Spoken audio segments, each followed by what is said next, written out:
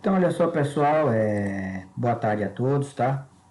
Então, aqui nós estamos dando continuidade. Dessa vez nós vamos falar um pouquinho das funções fundamentais de análise de dados espaciais, né?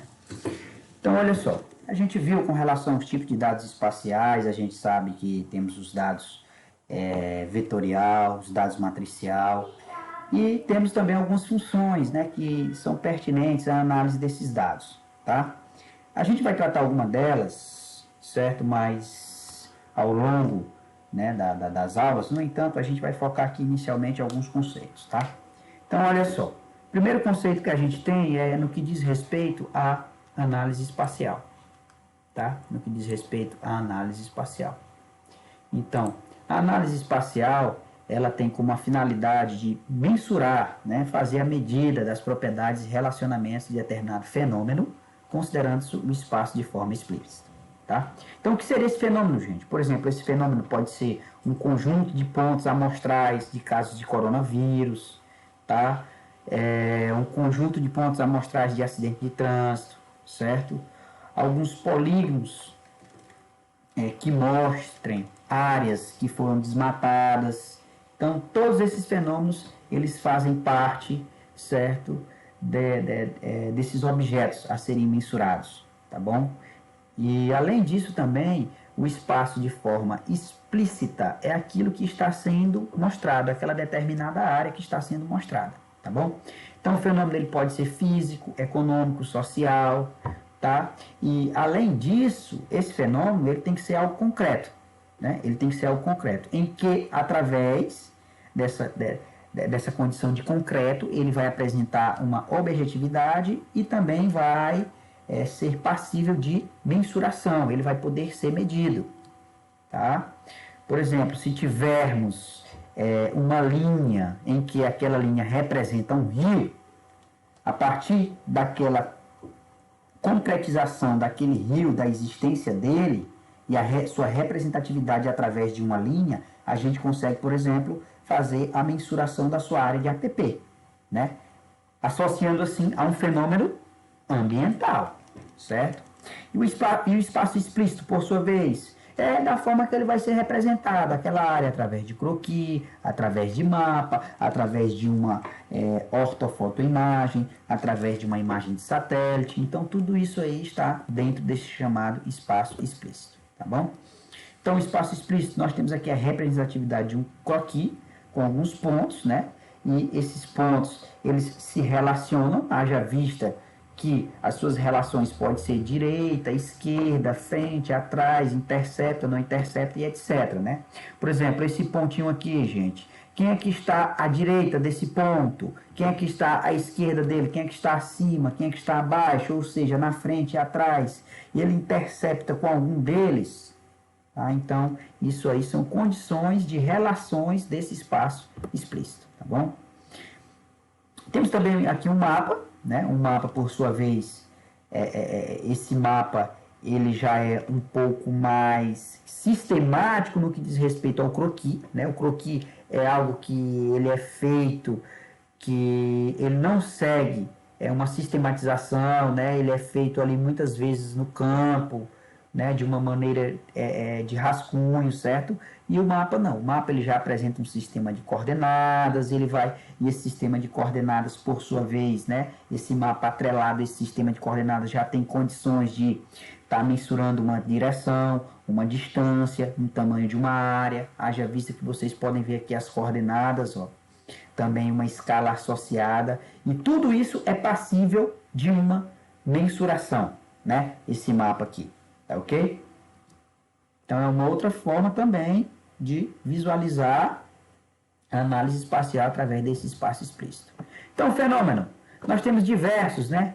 Epidemiologia seria uma delas, né? Então, no caso, a partir daí, segue algumas perguntas, né, no que diz respeito à ocorrência desse fenômeno. Caso de doenças tem padrão no espaço? Existe associação com fonte poluidora? Existe evidência de contágio? Existe variação temporal? Né? Então, por exemplo, no que diz respeito aos casos de Covid, nós estamos vivenciando uma variação temporal. Né? Então, sabemos que a onda da ocorrência da doença foi principalmente ali naqueles primeiros meses, né? Ali já entre março até junho ali foi a variação temporal mais forte da Covid. No entanto, sabe-se que se hoje já houve, né, um enfraquecimento da doença em alguns locais, tá? Então, olha só, um exemplo clássico no que diz respeito à questão da análise espacial é o Dr. John Snow, em 1854, né? Então, ele percebeu que estava ocorrendo alguns casos de cólera, né? Por questão da ingestão de água insalubre, né? E o que foi que ele fez? Ele começou a fazer o mapeamento desses pontos, né? Os poços que abasteciam a cidade, né? E aí, com essa bomba aqui, a bomba d'água de Broad Street, né? De Broad Street, ele conseguiu averiguar que essa fonte estava contaminada. E essa contaminação, ela era mais evidente, principalmente nesse raio de abrangência, né? Nesse raio de abrangência, enquanto que as áreas mais próximas das outras bombas não se tinha nenhum registro de cólera. Haja vista que essas áreas, né, dessas bombas, desses poços, não estavam contaminadas. Mas aquela bomba mais próxima a essa densidade de população, né, ela tinha-se, na verdade, uma população que vivia mais próxima a essa bomba d'água, né, com o maior número de casos de cólera, porque pelo fato de essa bomba ela abastecer e dar proximidade com essa região, favorecia com que aquela população ficasse com cólera, né, devido à proximidade da existência, né, de abastecimento dessa bomba para com esse raio de abrangência daquela população, tá? Então aqui de fato é uma investigação de análise espacial. Então, tipo de dados em análise espacial, né? Então nós temos diversos tipos de dados em análise espacial. Eventos ou padrões pontuais, né? Então se a gente tiver uma nuvem de pontos, de fato são pontos, são dados pertinentes para análise espacial. Superfícies contínuas, né? E áreas com contagem ou taxas agregadas, né? Então a gente vai ver agora cada um de maneira sucinta, tá? Temos também os eventos ou padrões pontuais, né? Os eventos ou padrões pontuais, né? No caso, o objetivo é analisar a distribuição espacial de eventos, né? Então nós temos aqui os padrões pontuais sendo analisados de maneira regular, né? Então seu padrão apresenta uma regularidade, né? Haja vista que a análise espacial também ela faz o cálculo muito pertinente de acordo com a distribuição dos pontos. Essa distribuição está associada à regularidade, bem como de maneira aleatória, certo? E também aglomeração, tá? Então, dependendo da ocorrência de distribuição desses pontos, certo? Os eventos ou os padrões pontuais, eles podem ser interpretados dentro da análise espacial, certo? De formas distintas e também tendo as suas aplicações de forma distinta. Então, no caso, ó, nós temos aqui um exemplo, né, de eventos ou padrões pontuais. Esses eventos a gente percebe que há uma distribuição, né, há uma distribuição aqui bem aleatória, né? Então essa distribuição aleatória ela está associada aos casos espacial de leptospirose, né, em Salvador, na Bahia, certo? Então aqui, por exemplo, é uma área de favela em que algumas residências aqui foram apontadas com casos de leptospirose, tá? Então a gente percebe aqui um padrão pontual aleatório no que diz respeito aos casos da doença. Superfícies contínuas é um outro tipo de representação em análise de dados espaciais, né? Então ela tem o objetivo de reconstruir superfícies de onde se retirou uma amostra. Por exemplo, nós temos aqui amostras através de pontos, né? Através de pontos, certo? E esses pontos, eles mostram uma densidade, né? Que essa densidade, por sua vez, caracterizou uma superfície contínua de uma determinada amostra. No caso aqui, a amostra é densidade demográfica do estado do Amazonas. Então, aqui, percebe-se que há uma densidade maior, né? Então, essa densidade, essa nuvem preta que foi criada, né, se refere a uma superfície contínua, de densidade demográfica, que está mais nitidamente aqui nessa área, considerando o estado do Amazonas como um todo. Algo visto aqui, ó, já em uma superfície 3D, tá? Então, nós vimos lá superfícies, nós vimos padrões pontuais, agora nós estamos vendo superfícies contínuas.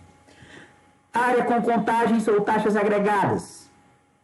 Então, aqui é um outro exemplo no que diz respeito aos tipos de dados em análise espacial, né?